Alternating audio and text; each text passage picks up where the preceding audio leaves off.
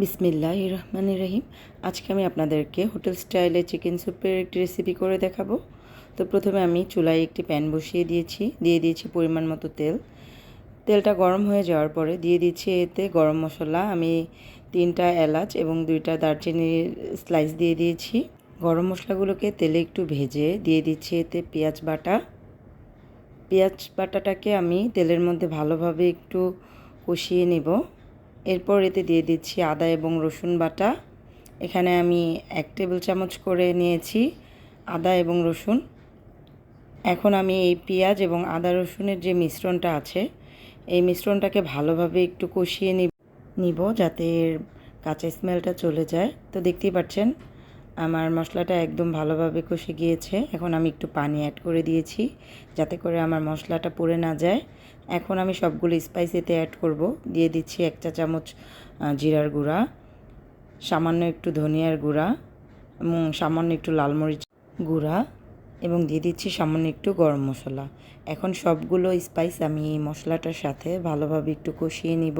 তো আমি মশলাটাকে ভালোভাবে কষিয়ে নিয়েছি।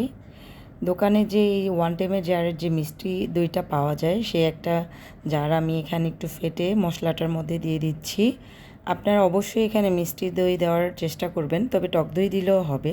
মিষ্টি দই দিয়ে আপনারা একবার ট্রাই করে দেখবেন, এটার স্বাদটা আসলে অনেকটা ডিফারেন্ট হয়। এখন আমি স্বাদমতো লবণ অ্যাড করে দিচ্ছি আর লবণটা অ্যাড করে ভালোভাবে একটু কষিয়ে নিব যে পর্যন্ত মশলাটার উপরে তেল না ভেসে ওঠে। তো আমার মশলাটার উপরে তেল ভেসে উঠেছে। এখন আমি চিকেনগুলোকে অ্যাড করে দিব। চিকেনগুলোকে আমি এই মশলার গ্রেভিটার সাথে ভালোভাবে নেড়ে চেড়ে 10-15 মিনিটের জন্য রান্না করে নিব। 10-15 মিনিট পর প্যানের ঢাকনাটা তুলে নিচ্ছি। দেখতেই পাচ্ছেন আমার চিকেনটা প্রায় হয়ে এসেছে। এখন আগে থেকে 2 পিস পাউরুটি আমি দুধের মধ্যে ভিজিয়ে রেখেছিলাম এবং ব্লেন্ড করে নিয়েছি। দুধ ও পাউরুটির মিশ্রণটা এখন চিকেনের মধ্যে দিয়ে দিচ্ছি। চিকেনের মধ্যে দিয়ে চিকেনগুলোকে ভালোভাবে নেড়ে চেড়ে ঢাকনা দিয়ে আমি আরও 10 মিনিটের মতো রান্না করব, যে পর্যন্ত এই মিশ্রণটা একটু ঘন না হয়ে আসে সে পর্যন্ত আমি চিকেনটাকে রান্না করব।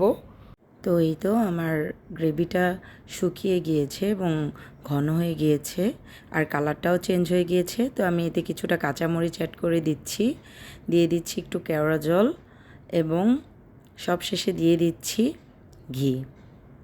ঘিটা দেওয়ার কারণে এই স্যুপের যে ফ্লেভারটা আছে সেটা খুবই ভালো আসে। তো আপনারা অবশ্যই ঘি দেওয়ার চেষ্টা করবেন। আর আমি যে প্রসেসে রান্না করেছি আপনারা যদি এই প্রসেসে এই স্যুপটা রান্না করেন আশা করি আপনারা নিরাশ হবেন না। আপনাদের কাছেও এই স্যুপটা খুবই ভালো লাগবে এবং রেস্টুরেন্টের চাইতেও স্বাদটা খুব ভালো আসবে। তো আমি এখানে একটু টেস্টিং সল্ট অ্যাড করে দিয়েছি। আপনারা এই স্যুপটা নান বা পরোটার সাথে সার্ভ করতে পারেন। আমি পরোটার সাথে সার্ভ করেছি। যদি আমার এই ভিডিওটা ভালো লাগে অবশ্যই সিদ্দিস ফুড চ্যানেলের সঙ্গে থাকবেন।